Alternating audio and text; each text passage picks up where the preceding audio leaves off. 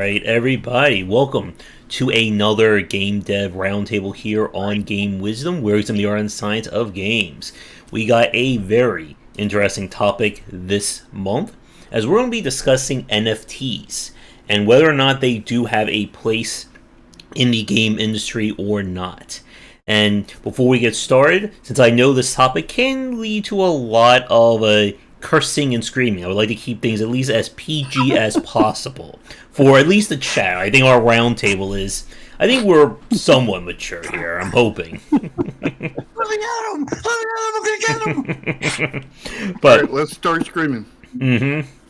But as always, let us begin with our introduction. So we'll start with me and then work our way around. So I am Josh Bycer from Game Wisdom. I am the owner and writer here. I am also the author of the Game Design Deep Dive series and 20 Essential Games, working on my next book, excuse me, on free-to-play design.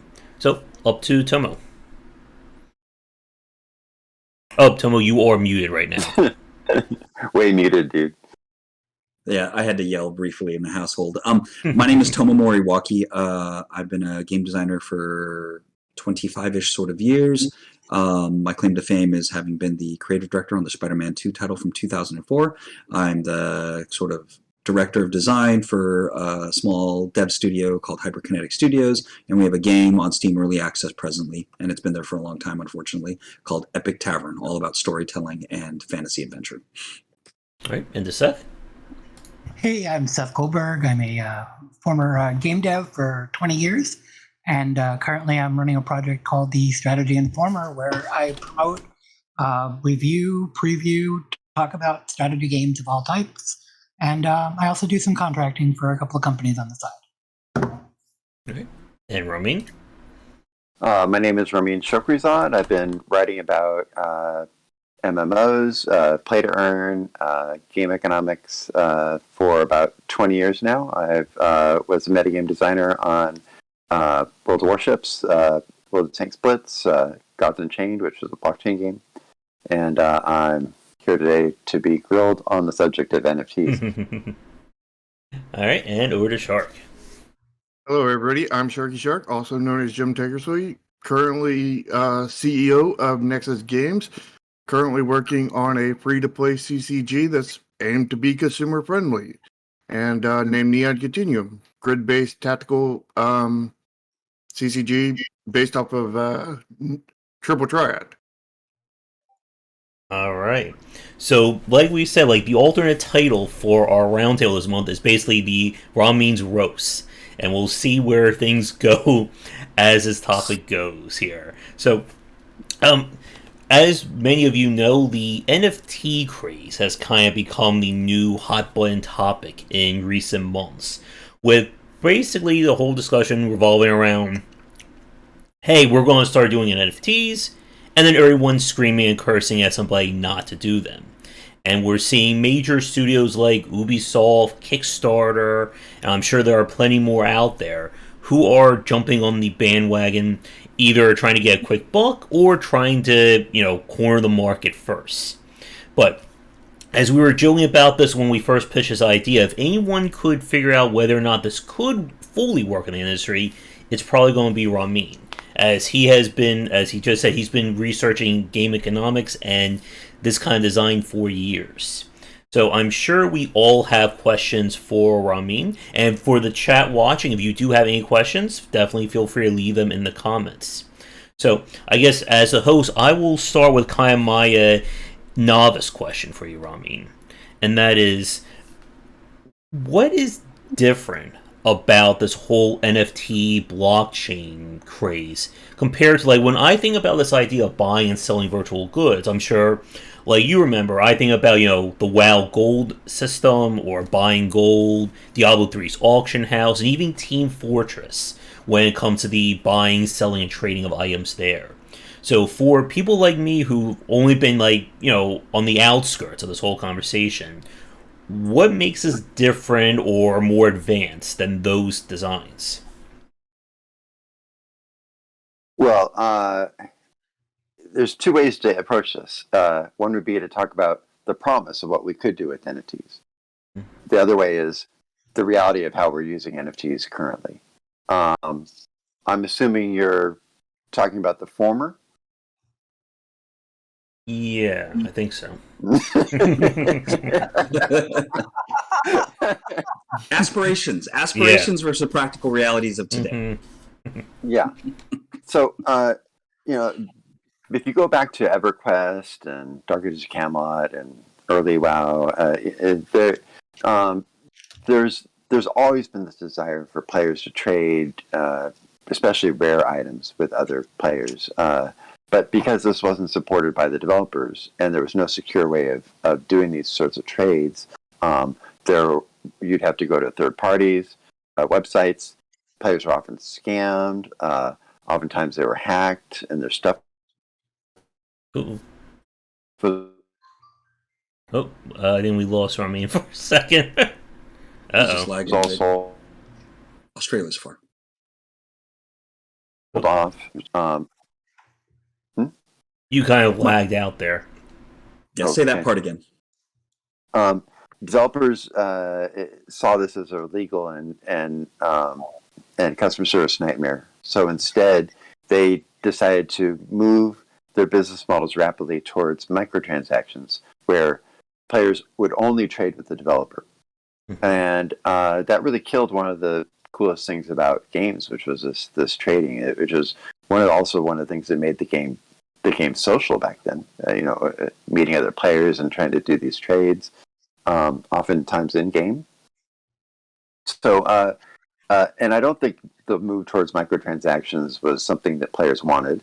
I don't think players are really happy with microtransactions and how that's just gotten. I think that's just gotten worse every year as it moves more towards mount sales, just become ubiquitous, and you've got these loot boxes and what I've often described over the last 10 years is like this dark siding of the gaming industry. So now with NFTs, we have the opportunity to reboot. We have the opportunity to go back and undo the damage of the last 10 years in the gaming industry and restore trades, make them secure and supported by the developer, and have the developer go to additional links to create unique and interesting content that would be worth trading. The reality, of course, is that, as you saw, like with the Ubisoft launch this week, is that developers don't know how to use this new technology because they've disinvested from developing that for the last 10, almost 20 years, and have totally focused on these microtransactions and these loot boxes. So what I would expect to see, and what I am seeing, is that developers are just seeing this as a way to supercharge their loot boxes and supercharge their microtransactions and just dark side it on steroids, which is, of course, not popular with consumers because there's no value here to them. There's no upside to the consumer with the way that the industry wants to approach this, because the industry isn't doing this for the consumer, obviously. But that's why I'm here. I'm here, today to talk about how the promise of what we can do with NFTs and blockchain and how it can make gaming a lot better for people if it's used to improve gaming, not to be used as some sort of speculative financial maneuver. And I can go into a lot of detail as to what's happening now, what should be happening instead. Okay. And this is very similar, I think, to our previous talks when we were talking about the mobile industry. And like you said, with kind of the rise of microtransactions and developers kind of rushing into that model. And it's taken, like, we could pretty much argue, let's say, in the most of the 2010s before we started to see, like, a greater evolution in the mobile and free-to-play space, especially in terms of microtransactions and just in terms of monetization design. Yeah, or a de-evolution. Yeah, depending upon where you come from. I guess the second part of my question then is for people watching this who they only have a faint idea of what an NFT is or what blockchain is. Could you kind of give like the elevator pitch or the NFTs for dummies, I guess, phrasing of what this means for a consumer?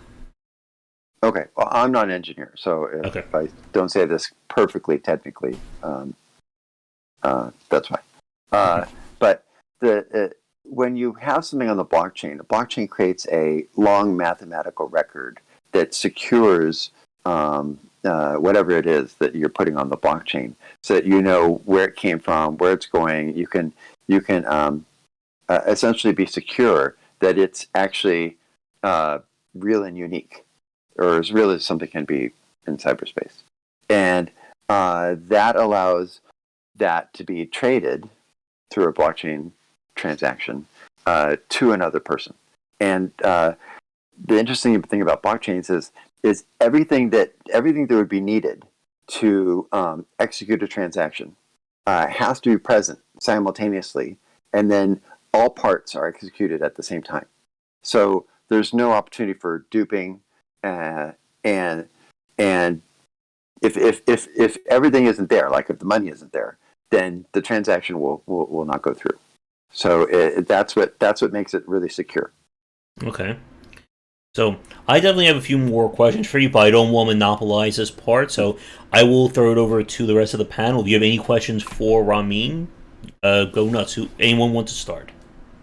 Well, I think that free to play isn't all bad. Microtransactions aren't all bad. There are plenty of us users who are having a great time with it, and there's a lot of sort of icky experience out there to find, kind of matched up with spending money. And hopefully over the course of time, it continues to get a little bit trickier, and because at some point we'll consume all of the audience that is a little more keen on wanting to be treated better, or wanting to be given an environment that feels a little more safer for them. Like I think about Warframe. Warframe from the very beginning is very microtransaction in nature, but the experience is fantastic. And they, unlike many of the other developers, sort of maintained an open trading environment for their users that wasn't really present in I can't think of hardly any games that allow the direct trading of premium currency that Warframe does. And as a side effect, the real market is the black market. And the socializing and learning the ropes, and the sort of sometimes the discomfort at conducting a trade in a particular good that you're not accustomed to certainly runs with some risk at buyer's shame or getting a little bit screwed over here and there. But the overall experience is one where I can, at least in the walled garden of Warframe, I can play to earn, although I can't play to earn real money, but I can trade time for the goods that can be acquired with the premium currency. And I think it's a great example of maybe it's an exception, but it's a great example of how just the fundamental experience has always been a possibility. And yes, I agree that the upside of NFTs is going to deliver that and a whole lot more over time. Yeah, I agree with Tomo. Like, not all free-to-play games are all bad, but there's a lot of dark hat people that got into free-to-play games that have really given it a bad name because they've ruined everything, and they've built all these systems to be anti-consumer, and people do not like being taken advantage of, and sadly we see a lot of this in NFTs right now, which is the reason why in a lot of markets they have a bad name kind of thing. But I believe they are the same, very similar to the same way as free to play, in the fact that a lot of black hat people are really abusing the system and really taking advantage of it and really ruining the name and everything else of it, kind of thing, where the NFTs could have a really good market, just like free to play could, if all the black hats and scammers and everything exited the market. The problem is they're not until consumers stop buying their stuff. And when the problem is when they stop buying their stuff, are they going to stop buying all free to play or all NFTs? And that's a question we don't know the answer to, and it's a very difficult one.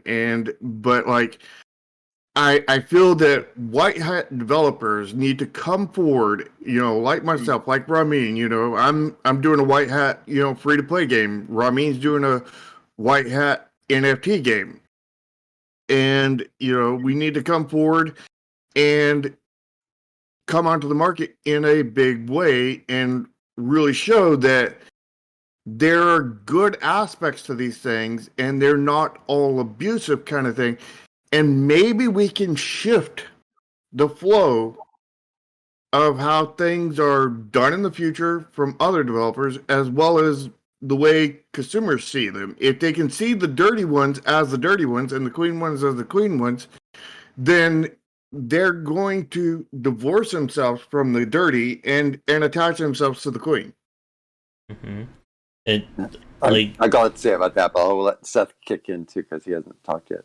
I just wanted to just add a quick comment there to Shark that just as we were talking about we're having our discussion about free to play design, that a lot of developers are trying to make all the money with their games, are trying to basically overexploit their monetization systems, and was one of the reasons why a lot of free to play and a lot of mobile games just turn out to be more on that exploitive side. And yeah, like you just said, Shark, that it's taken the consumer side of things a very long time to kind of finally push back against it. And like I would say in like the last 2 to 3 years maybe, we've been seeing more, differing aspects in the mobile and free to play market. But I'll throw it over to you, Seth. So I'm going to try to stay away from any moral arguments here, because we know I can get sidetracked. Let's see how long that lasts. No. Yeah. So I polled, the indie dev or the game dev subreddit, which is very much against NFTs, about why they were against NFTs. And I got a bunch of hate, and my thread was downvoted to infinity. And basically, I'm not allowed at most conventions any longer. But I did get a couple of people responding that with some reasonable reactions that I wanted to try to throw at Ramin today. So the first one is people are on the understanding. I have no opinion here. I am, by the way, I am pretty much against what has gone on with NFTs so far. But other than that, I have no. Well, not pretty much, very much. But other than that, I have no opinion. They're saying that the technology used for blockchain and NFT can be used or not, I'm sorry, can be done in other ways that aren't as energy draining or can be used for nefarious things. What is NFT and blockchain giving us that cannot be accomplished with other technologies? It's impossible at the moment. Okay, so that's the question? That's one of the questions. Okay.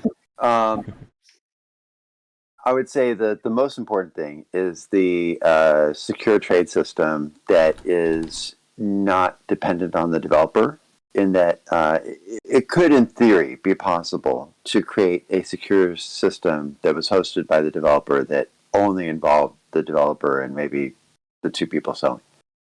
But with blockchain, you can actually decentralize that and allow trades to occur outside the control of the developer, so that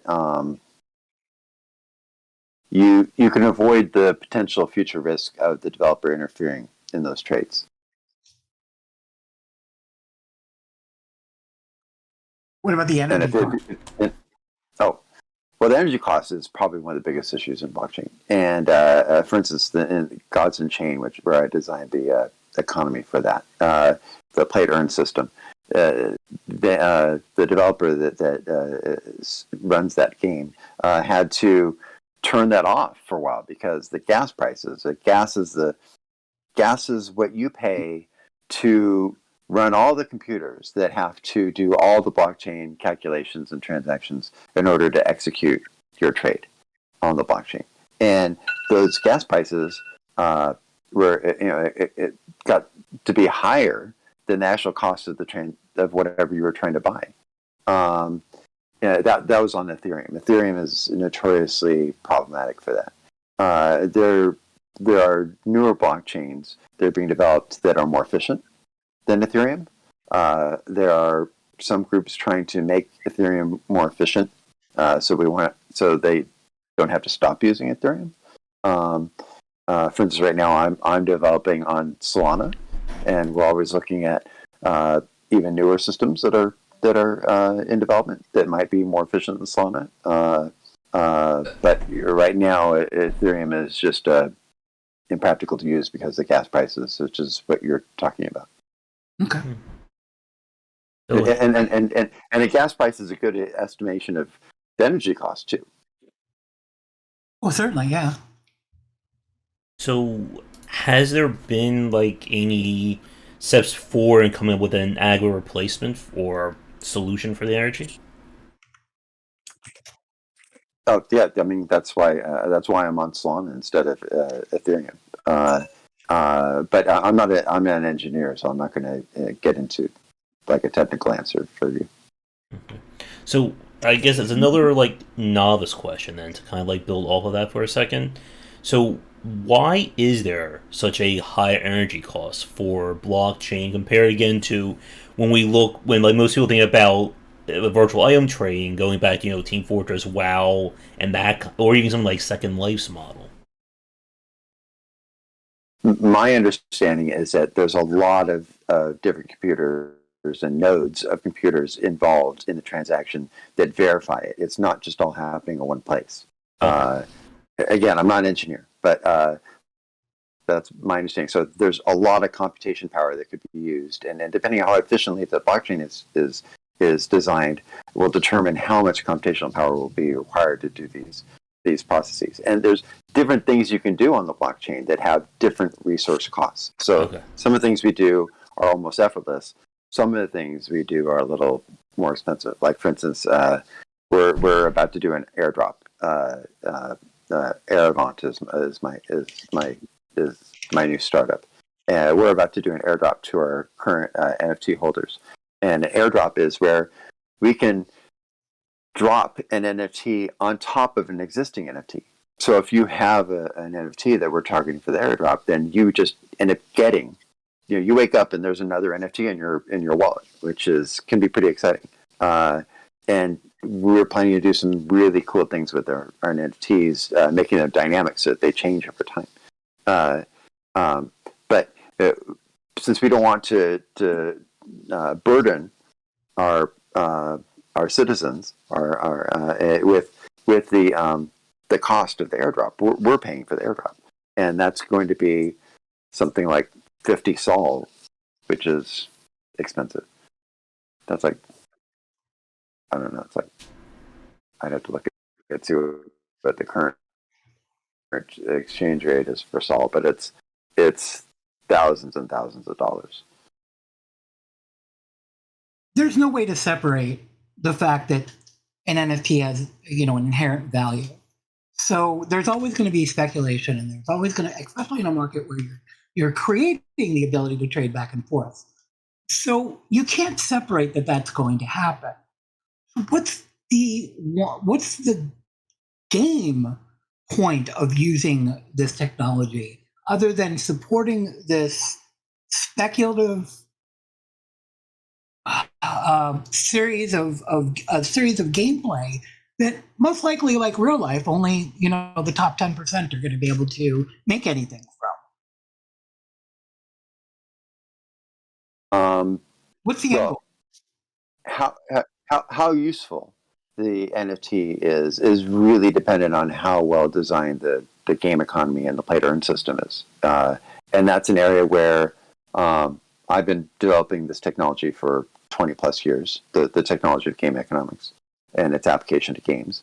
But as I've written about and as we've talked about in podcasts and such, the game industry disinvested from developing that technology at least 10 years ago. So they're now caught a bit flat-footed where they don't have the technology to take advantage of NFTs in a way that would make games better, which is a fantastic environment for me because that leaves me basically without competition. But and I'd like to set the example for how NFTs can be used in a way that benefits consumers. And I don't have any illusions about how they're being used to basically exploit people at present, which is why there's so much universal angst against their application. Why don't we back up a step and give us like a high 20,000 foot view of the game itself, so we can understand the context of how the NFTs are going to be used. My game specifically? Yeah.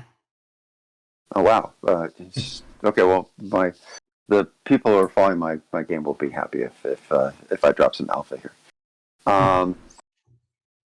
Okay. So there's a number of things that we can do. For instance, we've already did our first mint, which is these founding star gardens, and the star gardens are an NFT, but they create a gameplay space that you can invite up to 40 people into to play together.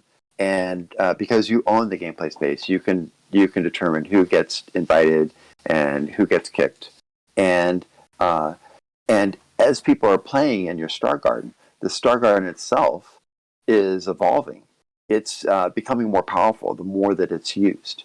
And this helps everyone that's in the Star Garden. So those up to 40 players are all actually able to generate more money in our play earn system because they have access to better stuff that they can equip as the Star Garden evolves.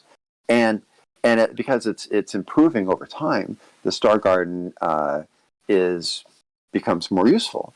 And so, while I can't talk about exactly the financials because we're a game, not a financial company, you would imagine that a better Star Garden could be sold for more later down the road. So even if a player doesn't want to sell their Star Garden, they have that peace of mind or that satisfaction of knowing that whatever that NFT they bought has gotten better over time. And they can even look to see on their markets what's the value of that. So it's like they're building equity in that NFT. We have other NFTs that I haven't announced yet that are in the game, but primarily they're going to be rare creatures, since our game is a creature battling game that can involve teams of up to 40 on 40. So you could have up to 80 players battling out simultaneously with their creatures. And the rarest creatures have to be crafted by the players, and we don't sell them. We don't sell any creatures. So it's the opposite of the current microtransaction system, where you have to buy everything that's cool from the developer. Everything that the cool stuff, you have to buy it from other players, at least the creatures. There's a few novelty things that we sell, but so the players are going to have to work hard to craft these things, and if they manage to craft one of these things, then they can either use it for themselves or sell it to another player securely, and they can charge whatever they want, see if somebody will buy it. And then we have ways of actually having these creatures change over time also. Those are also dynamic NFTs. So even though, like a lot of the NFTs you see selling right now, they're static. They'll always be what you see. Our NFTs, the more you use them, the better they get. So we can actually have you own something and have that thing change over time also. So you then sell an improved version of that later on. How does that work? Because as I understand it, if you edit the NFT, you break the blockchain. No, you can have you can update the blockchain. It's not going to break the blockchain. It just has to be edited in a way that the blockchain was designed to be edited.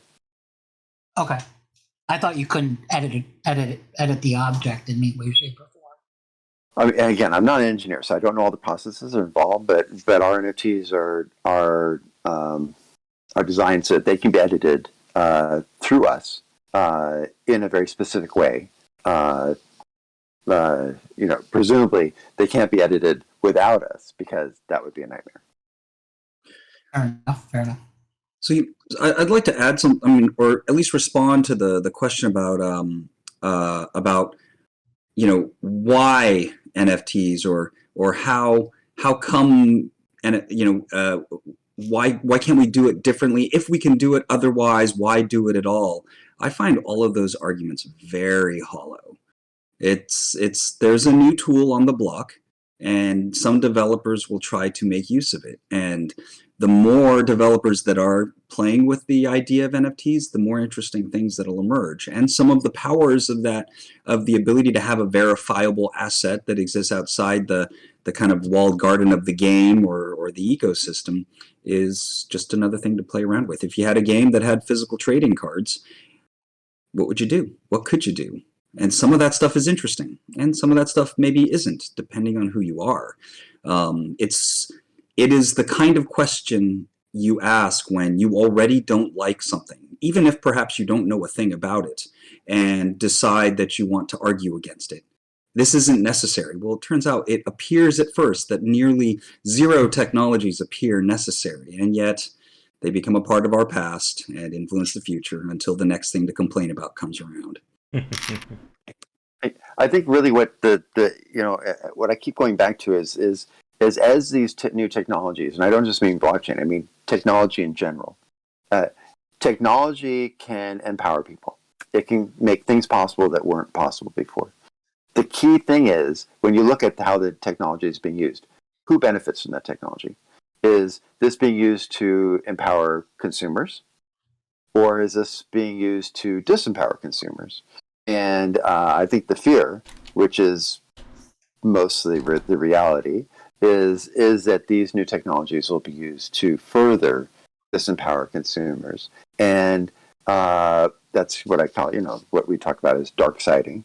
But light siding or white hatting, this means that you could use these technologies to give players more power than they ever had before in how they choose to play and what they do with their gaming assets. And that's my focus. And I want very much to set an example so that other developers who aren't sure how to use this new technology will know at least some ways that they could do this properly. Mm-hmm. So I guess, I'll let you finish your question first, Seth. As someone who's observed, the economies, you've observed the start of MMOs, where we started to have the problems, like the ones that I encountered at Origin, where PMs with were Ultima spawning Online. items, we're spawning items and then selling them on the market. Then we had World of Warcraft with the customer service issues, and we can't track items. Obviously, things have changed at this point. We can track everything, and we do. Live operation teams have dashboards that make NORAD look small in comparison. What, as someone who's observed all of this going back and done the game economies, what things do you think that NFT will solve that may be unsolvable by other technologies, or to make it easy? Now, that's a little weird because, there's the financial component. I mean, you're going to make more minting your pre-mint than you would have made on Kickstarter. So yes. there's a hype behind NFTs, and it's tough to separate that from the developmental goals, if I'm making any sense, or the developmental highlights of what NFT can give us to people who are willing to not use dark patterns. Well, I mean, there is some speculative effects involved. Like, for instance, we set our mint price relatively low to make sure that as many people who wanted our first tokens could get them, and that was really our goal. We went to extraordinary lengths to discourage speculators by actually we were actually almost like derogatory about our mints to try to make it seem like they would be a bad investment. Because we didn't want speculators to come in and buy them. We wanted people who were actually going to use our gaming assets for their intended purpose, which is in our game. So we released 4,500 approximately tokens, and we had over 2,500 unique holders, which meant that a large number of people bought one token and held it instead of it just being flipped. And for the people who did buy those, the value has gone up substantially since when they bought them. So that makes them feel good about buying it just from that they've got that the real life value already. But there's so much enthusiasm for our first tokens that less than about 5% of them only are being on the market at any time. 95% of them are being held. So again, it's not speculators that are holding our tokens, but that's because we've been really clear that these are not like financial assets or even investments. These are game assets, and we've been really clear about what kind of game we're building, and that's attracted the type of community that we're looking to target. We're not looking to target speculators or people looking trying to make financial gains. And I'm sure you're going to ask me some questions about that type of behavior in the industry, right? Eventually. I don't want to take up the entire time, so I want to try to space my questions in and out. Sure. You could do this for days. Yeah. So, I guess this is a question. This kind of goes with a comment that Rat's Tail was mentioning in chat about kind of the purpose of the NFTs themselves, or the greater purpose. And one of the things I heard, people were, speculating and trying to pitch, was this idea that you can, take an NFT or an item you get in one game and bring it over to another game and use stuff like that. Which, from a design standpoint, one, it sounds like a colossal mistake to try and build a game around it or try to pitch that as a solution. So, for you, with the NFTs for your game, what you've been thinking about, what are your thoughts on this whole idea of, the NFT becoming an actual good, throughout the entire game industry versus just the singular game itself?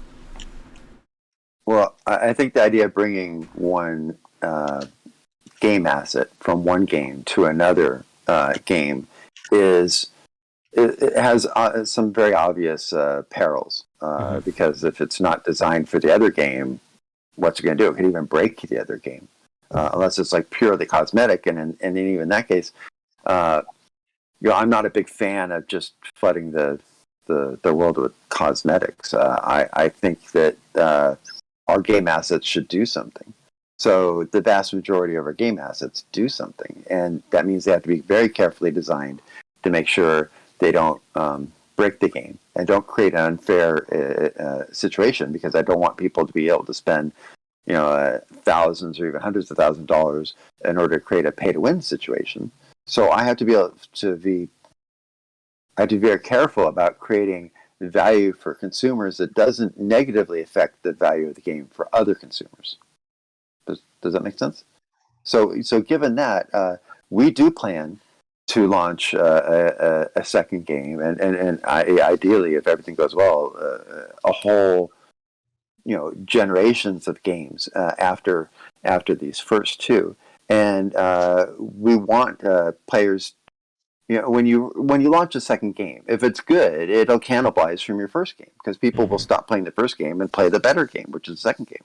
If they put a bunch of money into assets in the first game and then they lose them when they go to the second game, that's awful.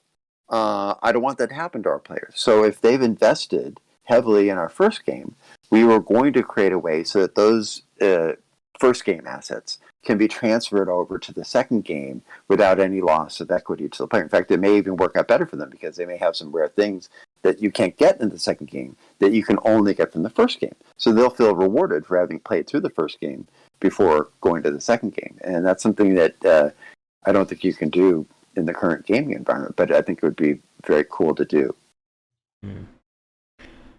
So, Well, the big problem with that is we don't know that you're going to be around for a second game. People talk about NFTs being able to transfer between games all the time, and that's one of the strengths. But you know, Riot's not going to support your NFT, and you're not going to support Riot's NFT, and you know, companies just don't work together like that. And if you hire a secondary development team, they're going to need to, you know, develop the hooks for the old NFTs as well. So, you know, saying that you're going to do that is great and it sounds good, but no one knows that for sure. Yeah, well, We went down yeah, tomorrow that's about true. big I mean, fireball. you never know. You never know, and I assume no one else would be able to complete this if something happened to me. So I've stopped riding motorcycles. I'm doing everything right. I've removed everything from my life that could be risk taking. So I'm being extremely careful to make sure that at least on my part is I deliver on my promises. You know, I think it's important, though, that it doesn't have to be anything other than simply allowing me to have ownership outside of the databases of my player account. And that I am actually free to do with it as I please. And that, honestly, the first set of things being done have to be straightforward as we sort of explore the possibilities. You know, just imagining an NFT as an evolving digital soul for something. There's a lot of directions that can go, and I'm sure, you know, the future will surprise us as it always does. I think this sort of putting the burden of value on being able to use an NFT from one game in another is it's moving the conversation into it's missing the true point. And you know, the true point is this: it's so simple, but and we, you know, too many of us don't like to care about it. This idea of sort of truly verifiable ownership outside of the scope of the company's ecosystem. That until that becomes impressive and interesting and significant in your mind, all the rest of it is sort of just arguing details and points that may matter today to some extent, but it's not the real deal. It's not why it's important. Yeah, I think ownership is the one thing that NFTs have, you know, really going for them. But at the same time, it's an unproven system, you know, for the long term kind of thing, and we won't actually legitimately see the proof of that for many, many years. And you know, I'm pretty sure what we're going to see, sadly, is several of these are going to absolutely prove that they're not good for a long time. Like anything from the Ball brothers, pretty much, you know, and that's going to, you know, earn bad names and disprove it. So like, it's when we get legit ones actually proving it, it's a question is will the good that's out there outweigh the bad? And it's Gonna be a long time before that happens. yeah, exactly. And it's certainly got to be scary for you. You could have one good actor and 100 bad actors. That doesn't take away from the good actor. I mean, Yeah. Reputationally, there's a hit, but that doesn't mean that the good actor is not being good just because 100 people are being bad. Yeah. But in the general mind state, it takes two good things to overturn one bad thing. And when you're talking about general mindsets, that's pretty dangerous. Yeah. Like, the way I see it is if the better you serve the consumer, and the worse everyone else serves the consumer, the better you look. Yeah. And the difference between, you know, day and night becomes much more clear. And there are some amazing developers that see the promise of this. They just don't really know how to get into it. They're looking for someone to explain it to them or show them the way. Or in many cases, we have some famous developers that are talking to us now that they're ready to jump in as soon as we get a little bit further into our fundraising, so that, you know, we can show we can support their maybe higher income needs or whatever. But that'll add to the credibility of our project when you see that the people with very high reputations, who are very serious about maintaining their reputations, get involved into our project. Whereas in the NFT space now, it's normal for developers to have their identities hidden. You don't even know who they are. Yeah, that's when we that's very sketchy. Yeah. yes, it's scary. I mean, they'll sometimes take your money and then they just disappear. I mean, this happens. This Yep. totally happens. And this is why we have this term called doxing, where it means you've actually revealed your identity. And we did this on day one, as soon as we came out of stealth, and our whole team and people were like, you're doxed? Like, really? Like this was like really like some bizarre thing. And I was like, that's normal in the gaming space for you to know who the developers are. It's just that what's going on in the NFT is like not really gaming, even if they say it's gaming. It's and I have this term that I use. I call blurring, where blurring is where you take something that's illegal or probably illegal in the real space, and you just put it into the game space or cyberspace, and now the laws don't really know what to do with it, and you kind of get away with it. I call this blurring, and there's a lot of blurring going on in the NFT space. Yeah, and that's a sad thing for NFTs, because I believe that NFTs have a very good potential kind of thing, but a lot of it's being squandered right now. I would say AAA is blurring with all their loot boxes, because Yep. everyone here knows it's gambling, but Yep. the law is not written quite right to handle that circumstance, so they get away with it. So that's blurring. That's a I've got a huge counter for that one. I mean, we all know that NFTs are really, a financial. What is it called when you have a unit of? You will never catch me using that way, describing our gaming assets in this fashion. You don't have to agree with me, and I understand that snipers are standing by before you say it out of your mouth. But we all know that's why people want NFTs, because it's a financial object. And saying that, and I want to also go back to Tomo's statement about we haven't yet figured out, or we should be having the discussion of why owning an object outside of the game is important. And I kind of agree with that, but it's kind of not real. Nothing will exist longer than the servers. Nothing will exist longer than the games. We'll eventually move past magnetic media. And will these objects go with us? It's kind of a great argument, but it's not really an argument. It's not realistic. 100 years, nothing's going to matter. You can't pass this down to your grandkids. Seth, if you're talking about a company that's here today, gone tomorrow, absolutely. But if you have a company that's planning to be around for 10, 20 years and just create games which will include the previous assets and move them to the gaming assets to the future games, all within a larger IP, then that's a totally different situation. That's the type of situation that this is perfect for, that enables that, and that's the type of thing I think people would really want to be involved in. But it's not possible before this technology, and it's not really being used with the current technology for that purpose. But there's some of our biggest investors, and I would say our biggest token holders are they've gone through this whole NFT thing, and they've flipped things, they've made money, they've lost money.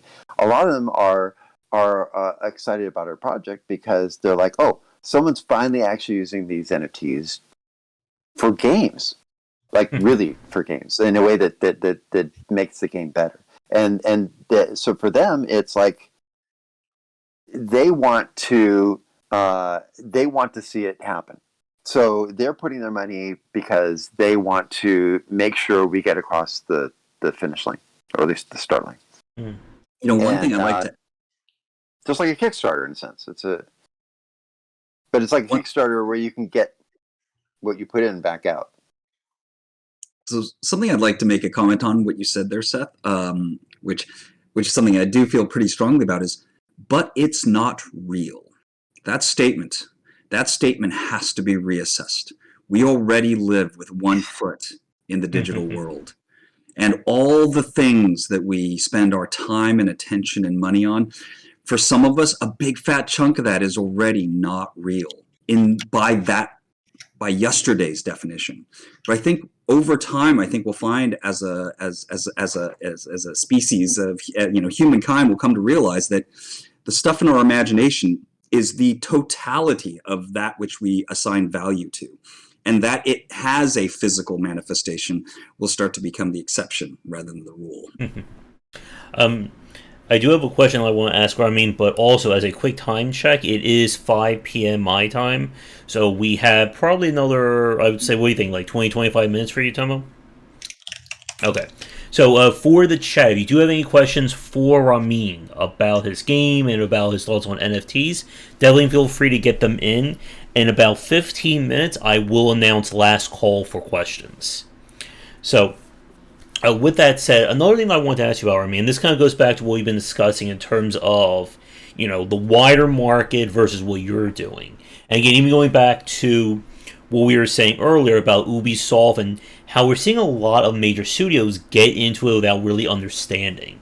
So, obviously, you don't work for Ubisoft, so you don't have internal knowledge of them, but from what you're seeing and, like, for what you're developing differently with your game, like, for somebody sitting here watching this and they're seeing like all the bad stuff or all the less than, I guess quote unquote ethical things that are surrounding other studios, how does that differ from your game? Like, what is your game doing differently, or what traps are you avoiding? Okay, well, there's been a lot of hype around Ubisoft being the first AAA game company to move into NFTs, and they just released a trailer for this, and it's exactly what I publicly predicted Ubisoft would be doing, and they were almost universally there was almost universally negative response from consumers, because what Ubisoft wanted to do is basically sell more items with just like serial numbers on them, and make them NFTs and say, okay, look, now you have a helmet with a number on it. Isn't that exciting? And now you can sell that to other players because, there's a huge demand for these helmets with numbers on them. Which is like, I don't know, it's like, now I'm going to sell you another mount in some other game, but I'm going to put a number on it now. Isn't that exciting? But that doesn't really add any utility or usefulness to the player experience.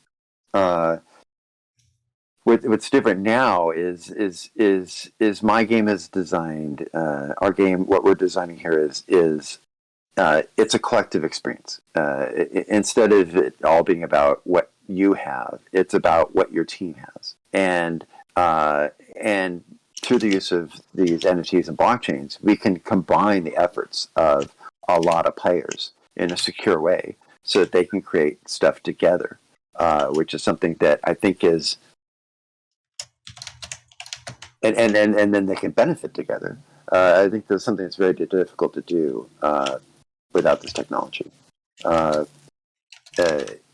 Ultimately, if you're in the future, we might have assets that literally require the collective actions of many players, and then you could have collective ownership, something called fractionalization. That's something that just is totally impossible with pre-blockchain technologies. I think Ubisoft knew exactly what they were doing. They weren't trying to quote unquote make an NFT game. They were just trying to find new ways to profit more largely off of their consumer base. And they were not caring to how they did it or through what means. It's the old AAA model of money first today. We care nothing about the future. And like to build off of that, and from like Ramin's distinction, like one of the things that I see, like what you just said there about how it just feels like, or it is just like an item with a serial number stamped on it. that like I remember when I was like reading like some of the games. I think Dead by Daylight they did a NFT for a Hellraiser character Pinhead, and it's just like okay, it's an image, Yes, it just feels like one like those. You remember like those old collectibles where someone signs or you get like a collectible thing that says 1 of 50 or 1 of 500, and that's the entire worth of it. So with your game, like it sounds like one of the big things like your NFTs have practicality within the game space. It's not like I give you X amount of money, I get a item, and then it goes on a shelf somewhere. Like this is something that can be actually used, and as you said earlier, it can change. It can become its value fluctuates depending upon how it's used. Well, I mean, let me just give you an example. Say you had an NFT that was in our game. It isn't actually in our game, but I'm saying if you had like a Dragon Slayer sword, and say you won 100 battles with it, we could actually change the graphics on that sword. So you would have you could see just at a glance that it's a sword that's been very successful in battle. Other people would be able to see this, so you can peacock and show off how cool it is and how cool you are. And then maybe even after you've won 1,000 battles or something, maybe it actually transforms into a master dragon slaying sword and has new stats and new effectiveness and new cosmetics, new animations. We can do all that, and then of course we could say, okay, you need, if you complete the whole set, we can transform that into something else later on. So the possibilities are almost limitless. But say there was some really cool super artifact that you wanted, but maybe you needed the master dragon slaying sword, and you needed the master chest plate armor, and you needed the master boots of swiftness, and all these things required players to play the game for like a year each to get those items, and you needed like 6 of those to create something else. Then now all of a sudden the amount of time that players have put into the game also matters. They're actually literally, because the labor, the work that they've done has gone into the item and improved the item. Now their labor has value. So now we're not only just valuing, the players as being in our world, but how much they've been in our world matters now, and they can actually benefit from the fruits of their labors. So I guess to build off of my question for a second, so for like other people watching this who again more on the novice side like me, like when you're looking at like these major announcements, you're looking at celebrities endorsing NFTs or Ubisoft doing NFTs, what is the biggest like red flag? Like if a developer right here is, let's say there's a developer watching us right now who's thinking this, like Ramin's idea sounds good, I want to try and do something of this on my own. But if their only exposure to this or their only major examples are what we're seeing in the news, like what is that major issue? Like when does it go into black hat territory with NFTs that you're trying to avoid? I'm not really sure if I understood that question, but I mean, I think the just throwing around the word NFT and saying, oh well, okay, this is like the next newness. I mean, I saw Stephen Colbert lampooning this, but I thought, oh well, at least we made it on Stephen Colbert, so we've arrived. But even if it's from people lampooning us, but we're going to continue to get lampooned until we demonstrate value. Mm-hmm. I mean, just like people might laugh at electric cars until they're demonstrated to be able to outperform a gas-powered car. But until you can show that it's better than a gas-powered car in some way, people are going to say, "I'm sticking with gas." Mm-hmm. We have 100 years of technology to make our gas-powered cars better, and your electric car, I can't even recharge it. But times change, And when the technology reaches a certain level and enough value has been demonstrated, then you'll see what I would describe as a paradigm shift. And the previous technologies will become obsolete and the new technologies will become adopted. Yeah, I think it's important people realize that unless they truly believe this is going to just somehow fail so hard that it disappears, it's going to be defining things in the future. And by not keeping up, you may very well get left behind. Things happen fast now. The horses will be replaced by cars, and then 5 years later will be replaced again. So I don't want to deny resistance to new things, and there's plenty of room for things to go wrong. But if you just look at the history, big developments in the way we change our perspective on things tend to stick around, and you might be resisting it at some degree of peril because life and humanity is moving forward faster and faster and faster. But I think that this move towards blockchain gaming is inevitable. I think that even AAA, even though they have so much invested in this not happening, see that it is inevitable, and they don't want to get left behind because that could literally be the end of their companies. They're very interested in this, but to be honest, because this technology is new and people don't really know what to do with it. I've been planning for this technology. I wrote about the need for this technology back in 2010. So I've been planning for this technology for a very long time. But for those that went in another direction technologically, they're not ready. They're flat-footed. But to be honest, 99% of the people who are in this space for the next year or two are going to fail, possibly catastrophically. But that doesn't mean we should do it, and it doesn't mean it won't happen, and it doesn't mean that the paradigm shift it can be stopped. I mean, we could say the same thing about what happened with the MMO space in the mid 2000s and what happened in the mobile space during the 2010s. That every bad actor most likely is going to fail, and we could arguably say even some of the good actors are unfortunately going to fail as well.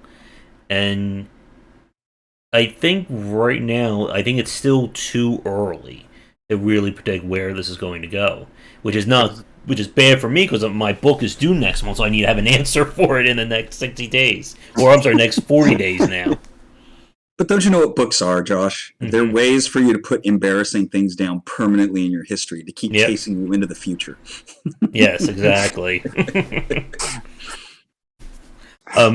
As a time check, it's about 5:13 my time, so since I'm going to issue last call for questions from the chat now, and just so we can try and keep this on time, for the roundtable, if you have any final questions or any pressing matters you want to ask Ramin, go ahead.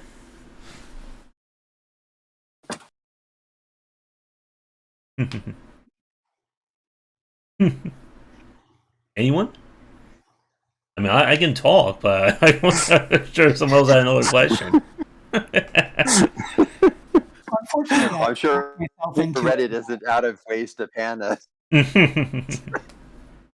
Well, I think that there's so much. Oh, I just want to add that on the Solana blockchain, one blockchain transaction uses as much energy as uses less energy than 2 Google searches. So if we want to talk about energy use, we shouldn't just be talking about blockchain. There's a lot of things that we just do hundreds of thousands of times a day that use energy, and I think it's great that people are conscious of that. Yeah, and I think all of these things we can expect to take less energy as time goes forward as well. Although that said, I mean, look at the last 50 years. The amount of resources humankind puts into communicating faster, more accurately is overwhelming. The amount of resources of Earth have always been begging to spend more in that direction. And how much brain power do we put into finances, right? This is just, maybe it's uncomfortable to just see it so nakedly happening in front of us, but this is what we are. A question from Joshnomics wanted to know: will you be releasing a detailed look in the economics of Project Illune ahead of beta release? This sounds like a blatant appeal for alpha. The craziest stuff that really makes Project Illune work is probably strongly tied to the business model, which has never been deployed before anywhere. I've been developing this for a long time, but never had a situation where I felt safe deploying this level of my life's work. So that sort of thing, I will wait as long as humanly possible to deploy details of the business model, because I don't want to have to face any competition by people using my business models, at least not until I had a chance to deploy them. But that said, I've already made it clear that nothing that affects gameplay is going to be sold by us, and there's going to be no microtransactions or the selling of the creatures that are used in the game. So it's going to be very clean compared to what they're used to. But because the game is based around play to earn, and I'm going to do my best to make sure that play to earn is sustainable over time, as opposed to some of the other, for instance, in Axie Infinity, the smooth level oceans are down 90% from their peak at this point. Most of these game economies, they decline rapidly over time, which is, I've been documenting this for over 10 years. I've designed the game economy so that the usefulness and the amount of work, especially the labor involved of creating these NFTs, goes up over time. So that makes the items that you can craft more useful over time. So it creates a reason for more and more involvement for players in the game over time, instead of there being less and less reason for involvement over time in the game. So I don't know, what was the original question? I think about if you're ever going to release information about it. Oh, yes. So, a lot of the stuff that's really, really cutting edge, we don't release unless we absolutely, until the very last moment. So, I know Joshnomics would probably very much like to know how we're going to pull this stuff off. I think we've been very generous up to this point in revealing how the game works in quite a bit of detail, especially considering how much more work we have to do to complete it. So I think that's kind of unusual in the space. But yeah, there's the most revolutionary technologies are going to be the last revealed.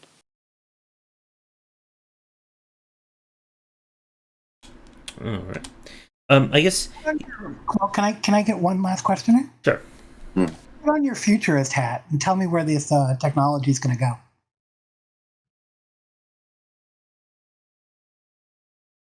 Okay, I have to put my legal filter in to make sure that I don't say anything that's going to get me in trouble first. But I would say that there's going to be a lot of companies that are going to try to rebrand themselves as being part of this metaverse without even knowing what it is, without even knowing how it's going to benefit consumers. And in many cases, those companies may be trying to make sure the metaverse benefits their company instead of consumers. I think the ultimate promise for blockchain is allowing consumers to own their own stuff and to be able to decide what they want to do with their stuff. And so I think they're going to be increasingly skeptical about companies that will want to make sure that the company owns their stuff instead of them owning their stuff, which is what I'm seeing right now. But at some point, if the promise of the metaverse, which I described in my 2010 third-tier game development paper, that's going to allow us ideally to move away from dystopia and more towards utopia. I don't think that's going to happen globally. I think some countries are going to move more towards dystopia, which I define as power being collected into the hands of fewer and fewer people. And in other countries, you're going to see a move towards utopia, where power is distributed in the hands of more and more people. And blockchain is a technology that can be used for the latter, that can empower more and more people instead of fewer and fewer people. So I think it's a powerful and critical utopian technology if used properly. That's why a lot of the big players are jumping in now in an attempt to make sure that doesn't happen. Excellent. All right. Yeah, so This was a fun talk. I guess one quick question, actually two quickies. One from I didn't chat. I didn't name any names, right? No, you did not. Amir asked about fractionalization. I'm not familiar with that term. Is that something else related to NFTs? I'm not an engineer, so I can't give you the details. But my understanding is that it would be possible for multiple people to be assigned a degree of ownership of one NFT. So that, for instance, there could be 20 people that each own 5% of an NFT. And so that if that token was later sold, then the money could be distributed to those 20 people because they're all owners. And ultimately, this technology can go way beyond gaming.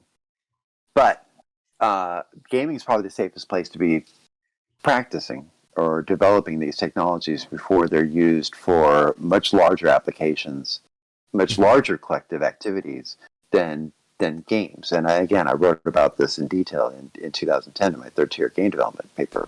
So I honestly see what we're doing at Avant is building the technologies that are going to be used globally for large projects. Basically, what corporations used to be used for. Maybe we'll move into a trans corporate environment where you don't need corporations anymore to build large projects. Maybe you just need people, communities to build large projects. I wouldn't be surprised if in the future, basically all the real stuff in our lives basically just ends up having a digital soul in the form of an NFT, just so that we can have it recorded somewhere, have it easily verifiable from anywhere. It just becomes a regular part of everyday life. My car came with an NFT because it was convenient. All right. And then me and like 20 other people could own it. So when I sold it, they automatically get the money distributed to them. So I don't have to do any weird stuff. Well, in Australia here, we have a problem because people are using paper facsimiles, but they're very good paper facsimiles of license plates on their cars. And we have cameras everywhere. They use cameras. We depend on this for everything. When a car goes by, the camera gets tricked by the license plate. But what if you had an NFT reader instead, and you can't fake that? Then they know where your car has been. Well, be careful though. The privacy folks might get upset about that possibility. Again, dystopia or utopia depends on who holds the power and who benefits. And honestly, the addition of this technology isn't going to change that trajectory, because that trajectory is baked into the culture and the trends of that society. Let's hope China stays. I'm not naming any names. I'm worried about the United States. Okay, I mean, we'll see what happens to everyone else, but I'm keeping an eye on my backyard. but at least right now, I'm in Australia, which I like everything I see about what's going on down there. And New Zealand. New Zealand seems like very utopian. Iceland as well. and Taika Waititi is a damn national treasure. All right, I am running out of time. Yep. And one thing I'd like to add, though, is I think we need to have some other conversations that are a little more just kind of designy, human nature related, that kind of revolve around trading mechanics and socializing mechanics, because I think if we start to kind of create a little more clarity on some of those gameplay kind of mechanics and or sort of like you know, I'm not finding the word, but stuff that you, Ramin, I know are already very intimate with, and we could probably have some really great conversations. It'll help sort of clarify the destination of some of these things that are so easy to, without context, vilify. Mm-hmm. Yeah, I mean, you know, since at least 2010, if not further back, I've been writing papers on how to white hat, game design and development in our industry, and I'm just going to continue doing that now that I'm coming out and talking about my work in the how to translate my work into the blockchain space. Obviously, developers aren't going to know how to do this right, or how to do this right by consumers until they see an example of it having been done right by consumers. And so I'd really like to set that example. I mean, that's my brand, and then and then transfer that knowledge to other developers, because at heart I'm just a hardcore gamer myself, and I want to play these games, not just the games I make, but I would love to play the games that other developers are making. All right. So I think Seth, Tomo, and I had our final thoughts. Shark, do you have any final thoughts or any final question to end the topic on? Just something that's been bugging me, this entire time, and it's nonsense, honestly. But I just want to. How do I say this? Ramin, what do you think about Facebook renaming themselves into Metaverse? Sharky, you're just trying to get me in trouble. You are up to no good. But I would say I've been talking about the metaverse way before Facebook suddenly got this idea. They got a lot more money. I feel like that doesn't mean they'll do it better. Yeah, I feel like they're trying to cause confusion in the market. All right, but we are right at the time, and before we get Ramin into any more trouble, I believe it is time to wrap it up for our roundtable this month. So, as always, we'll do one more final go-round, and for any social posts or promotes and things like that. So, for myself, be sure to do all that liking and subscribing. Check out our Game Wisdom Discord. For game design talks, we're not really NFTs there, but we're more about game design and game development. And check out my books, the Game Design Deep Dive series, and my upcoming book, Game Design Deep Dive Free to Play, coming later in 2022. So, up to you, Tomo.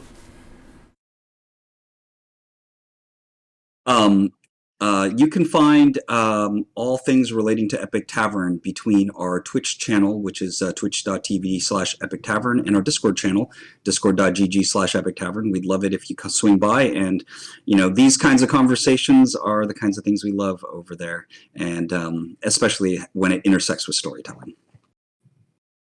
All right, Seth? You can check me out on Twitter, The Strategy Inf1. I know that's weird. It'll be in the description. Mm-hmm. Also, we have a Discord now where a lot of these people hang out, and a lot of people in the audience or the chat. I'll make sure that those links are put in the description. All right, Ramin? You can find out more about our game Project Alloon at eravant.com. It is a free-to-play, play-to-earn, cooperative, team-based, we'd like to say AAA MMO on blockchain. And I'll try to make sure you have all my links too. All right, and Shark. I'm currently making the game Neon Continuum. It's a grid-based CCG inspired by Triple Triad. And while it's not NFT, there are some good aspects that are in NFTs that are also in our games, where you you have more ownership over your cards because you can buy and sell them. You can't trade them, but you can definitely buy and sell. And just trying to make a consumer-friendly game. And we have links to Discords and all that stuff in the description. All right. And Tomo hopped out, so he's going to his meeting. So yeah, it has been a great conversation. We now have double sharks and the cast on. But yeah, like for you, Ramin, like we said in chat, like I'm still definitely on the skeptical side about. Again, I'm always very leery when we see like the major companies go for. But like we said, like if that's healthy. Yeah, that's healthy. But if anyone can either prove this to work or, you know, show the good and the bad of it for real, I'm sure it's going to be you and the rest of your team. Well, hopefully he's not showing us the bad, just the good. I appreciate that. Yeah. So, with that said, we will be back next month for another roundtable discussion on another game industry topic. If you like suggest a topic, let us know in the comments below. And again, let us know what you think of this one as well, and please keep things PG if you can. But come back for daily discussions on game design here and on game wisdom, where some of the art and science of games. And to the rest of the panel, to everyone, have a great rest of your night. Bye. Yeah. Thank you, gentlemen.